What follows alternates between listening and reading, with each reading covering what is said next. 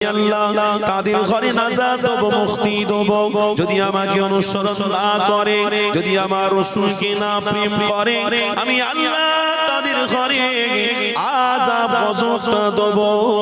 তাই পবিত্র কোরআনে আরেক জায়গায় আল্লাহ নিজে জানিয়ে দিয়েছে, ইয়া রাজ্জাকুল কুওয়াতিল মাতিন। হাদিসের মধ্যে লেখা রয়েছে, ইন্নার রাজুলা লা ইহরামুর রিজকা বিযানবি ইউসিবু।